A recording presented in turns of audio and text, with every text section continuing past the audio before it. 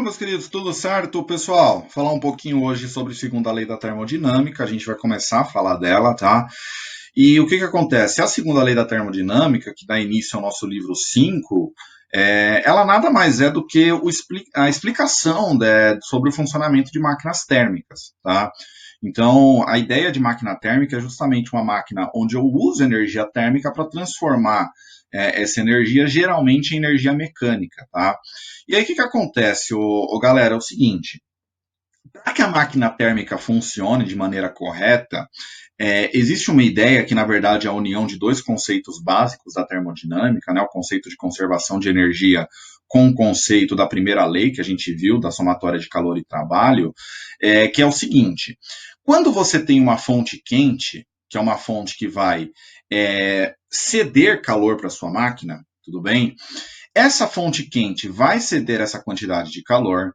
Uma parte do calor vai ser transformada em trabalho, resumindo, movimento, tudo bem? Então eu vou transformar uma parte do calor em movimento, porém uma outra parte obrigatoriamente irá para uma fonte fria, tá? A fonte quente, obviamente, tem uma temperatura maior do que a fonte fria, tá?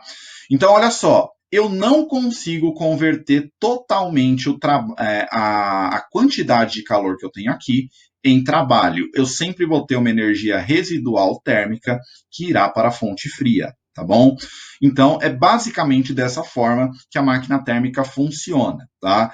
Se vocês lerem aqui no finalzinho, olha só. A máquina retira calor da fonte quente Q1, o converte parcialmente para trabalho, tá aqui o trabalho tal, sendo o restante rejeitado para a fonte fria. Tá? Paulo, existe uma máquina térmica com rendimento de 100%, onde não há Q2?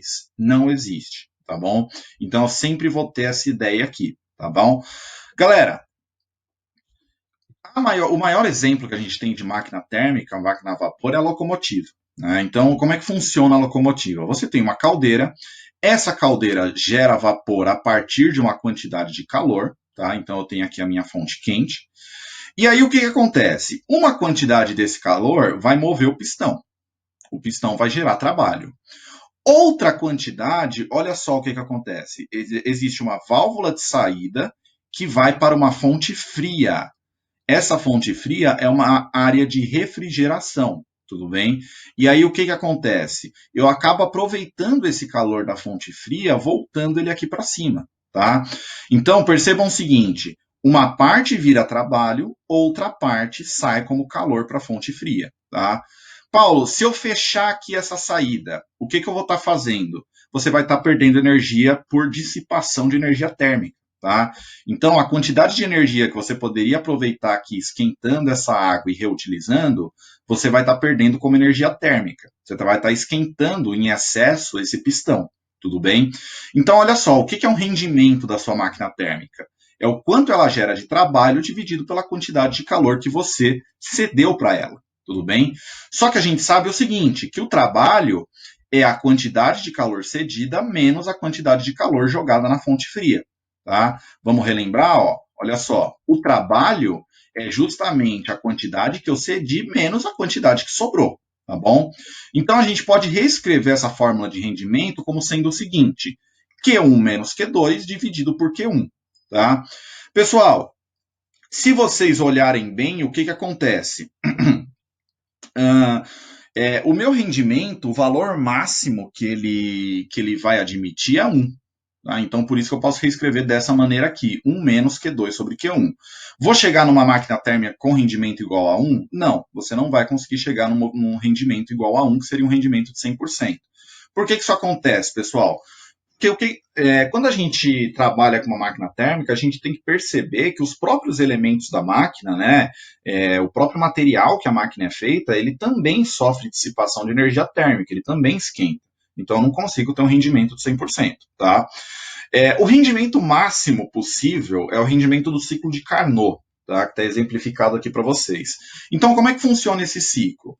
Você tem uma transformação isotérmica de um gás, tá? Pode ser no pistão, por exemplo. Depois, você tem uma transformação adiabática, onde não há troca de calor. Tá?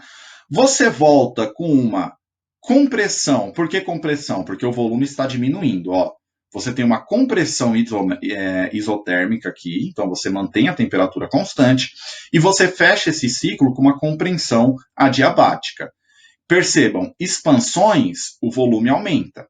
Compressões, o volume diminui. Tudo bem? Pessoal, o que é a máquina de Carnot? A máquina de Carnot é uma máquina teórica onde eu conseguiria ter o desempenho máximo termodinâmico. Essa máquina existe? Não, essa máquina ela não existe no mundo real. Eu não consigo chegar a esse rendimento do ciclo de Carnot, tudo bem? Mas eu consigo chegar bem próximo dele, eu consigo ter ele como base para construir uma máquina térmica. Tá? O que vai ser o trabalho? O trabalho vai ser justamente essa área que está aqui no meio entre as transformações. Tá? Então, essa área aqui vai ser a área de trabalho gerada pela minha transformação no ciclo de Carnot. Tudo bem? Pessoal, no processo inverso da máquina térmica, né, a gente pode ter uma máquina refrigeradora. Tá? O que é uma máquina refrigeradora? É uma máquina onde eu tenho a fonte fria T2 que vai servir de fonte, tudo bem? Vai entrar uma quantidade de trabalho, que eu já vou falar de onde vem, para você gerar uma quantidade de calor aí para uma fonte quente, por exemplo. Tá? O que acontece no caso da máquina refrigeradora? Você tem uma eficiência térmica. Essa eficiência é dada pela quantidade de energia Q2 na fonte fria, dividido pelo trabalho que foi jogado ali dentro. Tá? Pessoal, qual que é a sacada do refrigerador? O refrigerador ele é uma máquina térmica onde a troca de calor é do mais frio para o mais quente.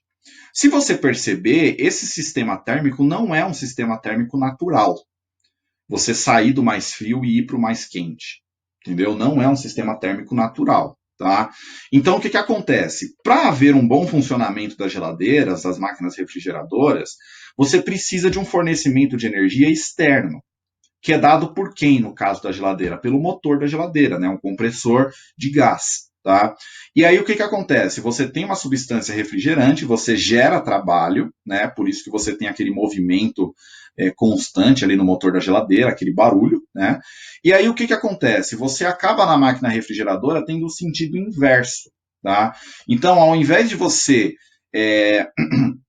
gerar trabalho, você precisa de trabalho para que o ciclo seja inverso, para que eu consiga resfriar as coisas, tudo bem? Então, eu tenho o sentido inverso da troca de calor acontecendo numa máquina refrigeradora. A máquina refrigeradora, ela não gera trabalho, ela necessita de trabalho para o funcionamento pleno dela, tudo bem? Pessoal, além do exercício aí do formulário, as orientações de estudo para essa semana, realizar as atividades lá do portal do SAS, viu, gente? Bastante importante, vai contar como nota de produção específica. Tentem fazer isso até essa semana, no máximo até a semana que vem, para a gente poder contabilizar bacana essa parte e não ficar dependendo somente da nota da prova, tá bom? Gente, um abraço e até a nossa live.